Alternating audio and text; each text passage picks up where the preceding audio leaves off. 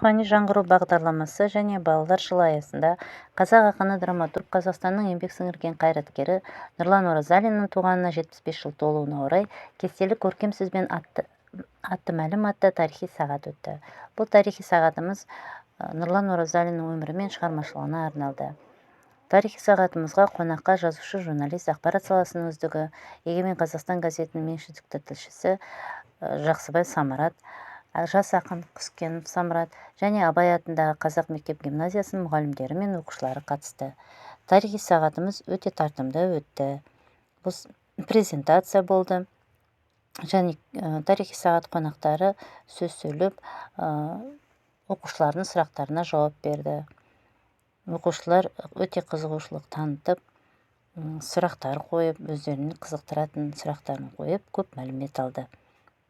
Ақынның өлеңдері жатқа оқылды және кеш соңында естелік суретке түсті.